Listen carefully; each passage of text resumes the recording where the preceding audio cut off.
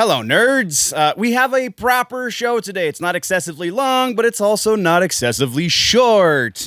We've got a little bit of everything. Emphasis on a little bit for music and a couple other things, mainly music and gaming. But there's a lot of fun stuff in gaming, so little bit is not a bad thing. Before we get into any of the news, let's get into the intro.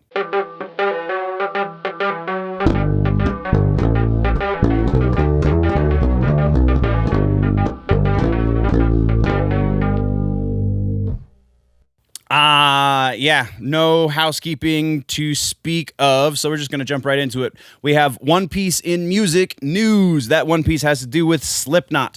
It sounds like, it sounded like a lot of my sources were saying this was confirmed, this is exactly how it's going, but then I read the actual interview, and it doesn't necessarily sound that it's set in stone this way, but apparently Corey Taylor is saying that they're taking all of the tour dates that were supposed to happen during 2020 and moving them exactly 1 year out. So if you were supposed to see them on May 5th of 2020, then now you're going to see them on May 5th of 2021 is what it kind of sounds like. He, in this interview that he did on, what was it?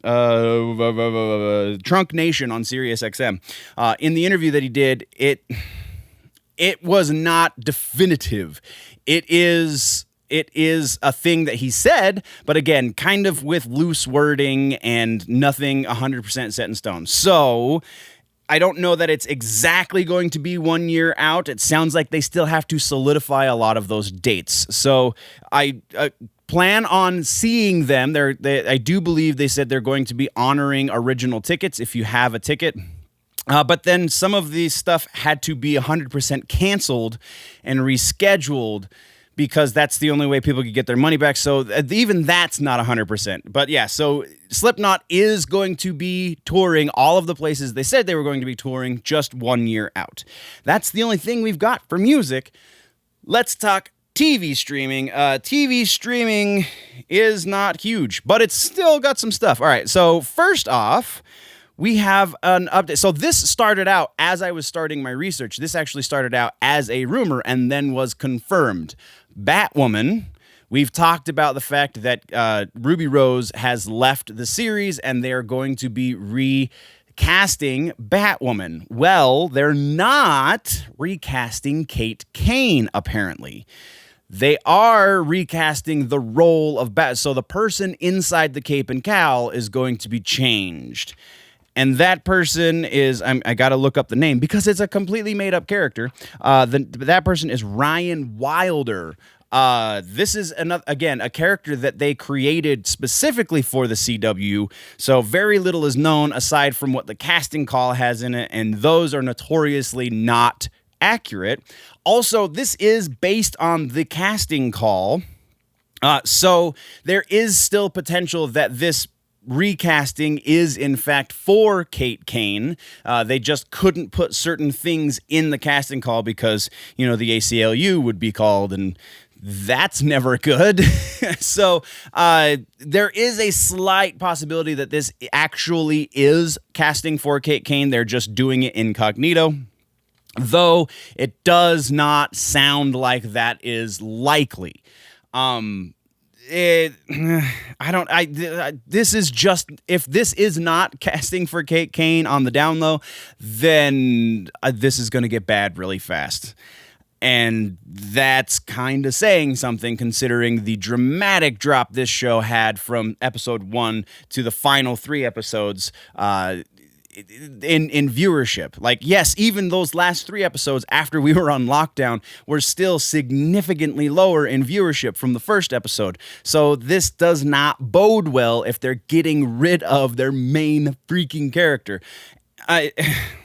There's too much lore and mythology behind the character of Kane that connects her to Batman. That is what gives her the gravity she needs for this show to work. And so if you're creating somebody new, this Ryan Wilder character is still female, in spite of the name Ryan, that it can be a girl's name, so don't think that they're making it a Batman show. But Very strange choice on the part of the CW, but that's all we've got on that one. The actual thing that's happening, and then a heavy dosage of my opinion. We're going to move next into Marvel Netflix meta update. So the Marvel-Netflix relationship has been severed. This is not news, but the news is after that severing of their relationship, all of the Marvel characters that had series on Netflix had an exclusivity contract agreement in the contract that said that Disney would not do anything movie or TV wise with those characters for 2 years. Well, being as Daredevil was the first to be canceled, 2 years is up in 6 months from now. So, that being said, we are very likely, it seems, to be seeing some Daredevil in the MCU in Phase 5. That's kind of nuts. We were kind of anticipating being halfway through Phase 5 by now, but with the quarantine, I mean, it's silver linings, right? This is kind of an awesome piece of news. And then shortly after Daredevil, sometime in 2021, we're going to get basically the rest of the Netflix Marvel characters back into the MCU, back into the carrying arms of the MCU. So, yeah, again, silver linings. This quarantine is not... It's terrible. I'm not even going to try and make that light. So next we're talking about more Netflix, actually. This time it's Lucifer, and we have official word that Tom Ellis has signed on for a 6th season of Lucifer, which is kind of cool because we haven't even seen the 5th season of Lucifer, which was supposed to be the final season. They just got picked up by Netflix to complete the story, but now they have a whole other season to give us. Details on that season are non-existent basically right now, but as they come to light, we will be talking about them, and that is all we have for TV streaming. Next, we are talking about movies, and in movies, we have our first update on the John Wick spin-off movie called The Ballerina. Ballerina director Chad I'm going to butcher this last name and I apologize. Chad Stahelski told THR that they are very much in early development for Ballerina, though he is not sure exactly how long the pre-development stage is going to last, so we have no word on when to expect this spin-off movie. But it is still in the works, so fear not, all you John Wick fans. We are getting more John Wick universe. That's all we've got on there. Next, we're talking about another movie universe that I'm super excited about, and that's the Alien Prometheus universe. And for the Alien Prometheus universe, we have Ridley Scott talking to... Oh, I can't read my notes. Where is it? Talking to the LA Times. Wow. I can't believe I missed that. So Ridley Scott talking to the LA Times about the fact that he thinks there's at least one more good alien story to be told in this universe. And that story has to do with the original ship from the first movie and why it was carrying a payload of xenomorph eggs. This will theoretically be the movie that ties the two series together, so the original Alien, potentially just the original Alien trilogy, hopefully, as well as, well, even the third Alien movie wasn't that great, but as well as the Prometheus movies, or the Prometheus and then Alien Covenant. So there is, in my eyes, there's even still a couple other stories to be told that would link this universe better and kind of flesh it out a little more and give people a little more what they want, but that's a whole other episode. So we do have word that Ridley Scott is at least kicking around those ideas. Whether or not they'll actually become a movie still remains to be seen, but he does want it to happen, and Ridley Scott, kind of in certain circles, is a little bit of a golden boy when it comes to making science fiction, so there is a strong chance he could get his wish. And then we have our last update in the movies section, and that is for the Snyder Cut. And not specifically necessarily the Snyder Cut, but more the fallout from the Snyder Cut. And what do I mean by that? So the head of HBO Max, Tony, I'm going to mispronounce this last name as well, Tony Concalves, he was talking with The Verge, and the question was brought up, well, what kind of precedent are you setting? Does this lay the groundwork so that the fans can demand whatever movie they want from history of movies that have never been made, though were close to being made?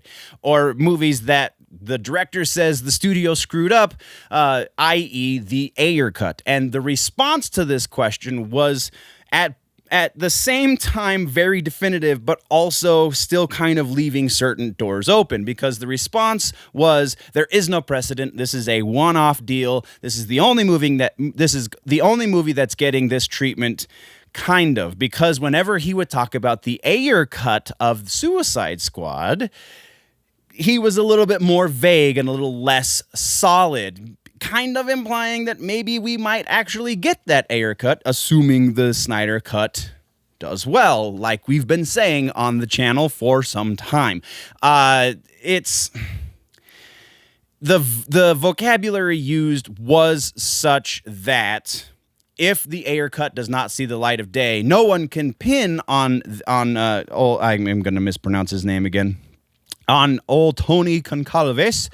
No one can pin it on him saying, well, you said it was going to get made, because the language was very much dodgy and not definitive. So there is room for the Ayer cut, though it sounds like that might be the only other movie that could potentially get this treatment.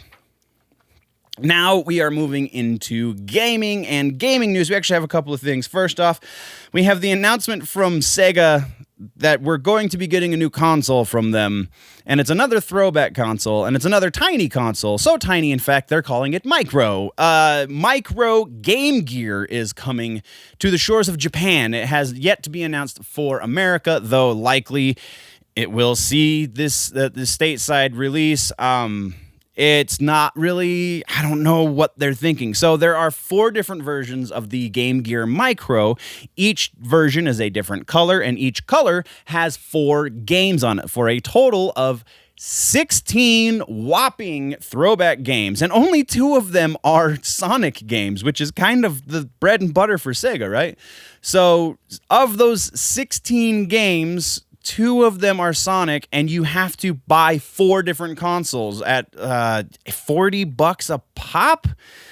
So you're going to be spending a lot of money to get 16 throwback games that you could probably just download ROMs for and play on your phone. That's just, this is not a thing that anyone asked for, and is a thing that no one's going to buy, probably. But that's just my opinion, and we're moving on. Next, we are talking about PT. That's right, the playable trailer for Silent Hills that will never happen. So somebody, Steam user, I wrote the name down, Ambient Druth, has recreated almost perfectly. There are some technical differences, but by and large, almost perfectly PT inside of Half-Life Alyx, which means it's VR, and that is the most frightening thing I think I've read all week. VR PT is bonkers. You can get it on Steam. It is available. I couldn't find if there was a price on it, but yeah, it's still awesome much.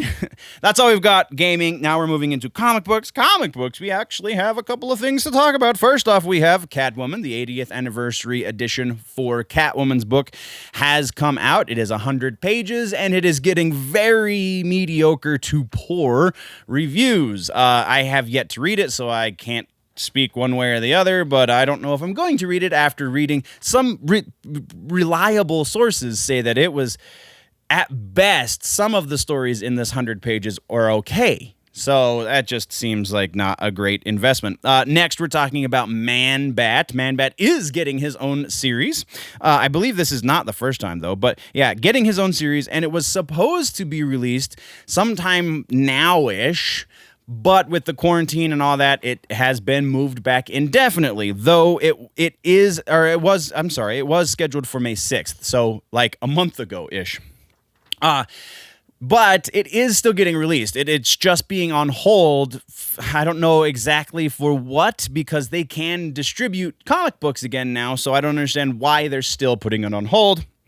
unless they feel like it's insensitive because of pandemic and so on and so forth. So very interesting. All you Bat fans and all you Man-Bat fans specifically, there you go. And then our last piece in comic books also has to do with Batman, only more directly this time.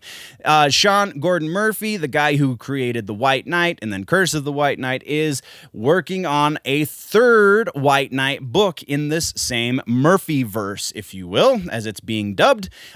This one is going to be called Batman Beyond the White Knight. So Terry McGinnis is getting pulled into the Murphyverse somehow.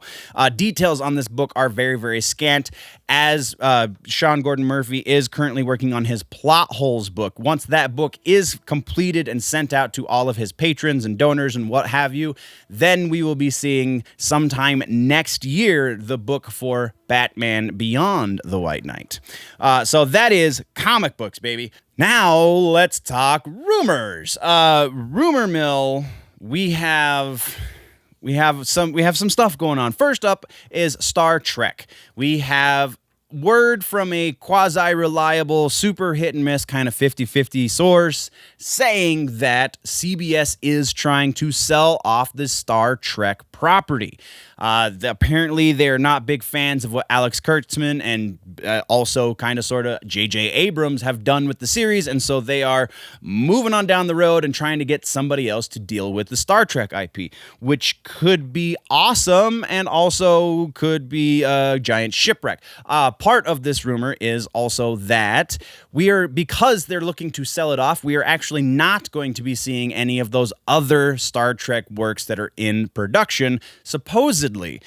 Specifically, I'm looking at you, Strange New Worlds, and what was the animated one? I can't remember the animated one. But this rumor doesn't make a whole lot of sense to me because we have seen production stills from both the animated series and Strange New Worlds and season, 4? No. But then also on the other foot, Picard has yet to be renewed for another season. We have heard very little about Discovery's next season, so there is a lot of kind of back and forth. Some of this might be true, some of this might be false. Who knows what parts are what, because it's just a rumor. We're moving on. Next, we're talking about Disney Plus. Grand Admiral Thrawn is apparently being cast for something. There are very little specifics on this one, but it does sound like they're looking at putting the character into future TV streaming shows, which is awesome. Next is Man of Steel. That's right, Man of Steel. This is it was kind of a matter of time before rumors like this started floating around, but we do have word that Henry Cavill will be suiting up for Man of Steel 2 in the not-too-distant future, with Zack Snyder reportedly helming the movie and with an appearance as in some form by Black Adam, as played by Dwayne Johnson, a.k.a. The Rock. I feel like this holds a fair amount of water. As far as the Zack Snyder element of it goes, I don't know about that. There are those rumors that we talked about last time, explaining that J.J. Abrams might be the one that directs this. So again, it kind of is 6 one way and half a dozen the other. Who knows which way it's going to fall? We are staying with HBO Max for a moment. We are talking about Batman. We have more rumors kind of talking about the same stuff that those previous rumors were about the Ben Affleck Batman series, though this set of rumors kind of goes into a little bit more detail. So first up, not only is Affleck going to be showrunner, but reportedly, this series, if it happens, is going to be based on the script that he could not get made into a movie, meaning we're going to see a lot of Deathstroke, so Joe Manganiello is going to be part of it. But then there's another rumor that basically says the same thing, only instead of it being based on Affleck's original script for the movie, this one says that it's going to be based on the post-credit scene that was supposed to happen in the Justice League movie, that was originally scheduled to happen in Zack Snyder's cut of the Justice League movie. So we might still be seeing this post-credit scene. According to Joe Manganiello on his Twitter account, that actually might be a thing, but he hasn't said anything about this Batman series. Also, these rumors both go on to say that Jared Leto is going to be a part of this series to some degree as well. So we will be seeing the Joker also. Next is a very quick little rumor. This one is the kind of that DC Warner Brothers Black Label universe where everything's going to be a one-off and much darker. The next movie reportedly for this universe, for these one-off movies, is going to be based on Bane. I don't know how you're going to do a Bane story and not put Batman in it, but apparently that might be a thing. Next, we're shifting gears over to Disney. The first set of rumors, this is kind of a list of rumors, has to do with the X-Men. Apparently, the character lineup for the MCU introduction to the characters has been leaked. Their movie will consist of primarily Thunderbird, Storm, Cyclops, Havoc, Nightcrawler, Marvel Girl, aka Jean Grey, and Sunfire, not Starfire or Sunspot. So that's one set of rumors, and then going off of that, we have a rumor that kind of talks about another rumor we've talked about in the past. That is the introduction of Storm in this movie is going to be very closely related to Wakanda. Which kind of solidifies the idea that we're going to see a Storm and Black Panther relationship at some point in the MCU, which is kind of awesome. Then we also have a piece of this rumor that says this movie, the introduction movie to the X-Men, is going to take place, at least in part, at the Professor Xavier School for Gifted Youngsters, which means we're going to be seeing a smattering of other mutants, though these mutants that we previously listed will be the only ones that are the primary protagonists for the movie. They're going to be the team of X-Men, whereas the rest of the mutants are just going to be kids at the school. And then we have another rumor that is also X-Men related that is not from the same set of rumors that says that we are going to be seeing actor Giancarlo Esposito as Professor Xavier in the MCU. If you don't know who that is, because you've probably heard the name, you just don't remember it, or you don't know who that guy is at all, you actually do. He's been in quite a lot. He's actually done a whole lot of TV, animated voices, I guess I should say. He's done voices for DC stuff. He's been the voice of Lex Luthor. He's been in a slew of other TV shows, as well as movies, including the Maze Runner series and The Boys on Amazon. So you know this guy. You know this guy. Actually, I can totally see him being Professor X too. If this is true, I can almost 100% get behind that. And then we're moving on over to The Mandalorian, because we always got something in Star Wars, apparently. Mandalorian, we have rumor that, and this one's not super solid ground it's standing on, but we have a rumor saying that we're going to see old Mando Din as a Jedi at some point in this series. This sounds to me like it. I mean, I know there has been at least one Mandalorian Jedi character. I don't know if Mando is it. But we also have another rumor for season 3 saying that I'm going to mispronounce this name as well because it's alien, literally. Cal Kestis. I haven't played the newest Star Wars game, so I'm sorry for mispronouncing that. But that character is going to be coming into season 3, potentially even bringing Cameron Monaghan in to play him again. Somehow, maybe his race of people ages slower because technically the events of Mandalorian are 30 years after the Order 66, which is where that game takes place, where we are introduced to Cal. So very kind of, sort of, maybe. And then we have another rumor about potentially season 3. It was less specific about when this is going to happen, but at some point also in The Mandalorian, we are reportedly going to see the creation of the Knights of Ren. Probably not. I think this is the least likely of all of these Mandalorian rumors so far. And then our final rumor for the episode is the least likely to happen. I just thought it was fun to put it in here because people are silly. But there are rumors saying that there is going to be a Venom series on Disney+. Unless the contract between Sony and Disney has changed, no, it's not. But there are rumors saying it's going to happen. And not only that, but we're going to be seeing Tom Hardy in this series, potentially as Agent Venom, and some version of Anti-Venom. All going to Disney+.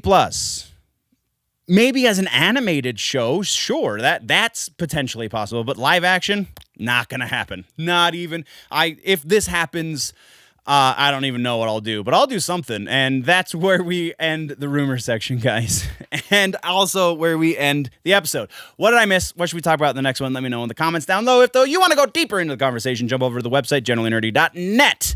That is the place where you get all of the things for free. Or if you want to help the channel out and pay to get a little bit more content, then patreon.com/generallynerdy is also a thing. Don't forget to click one of the two boxes below my face to see other stuff going on the channel and to catch up on your nerd news if you are falling behind.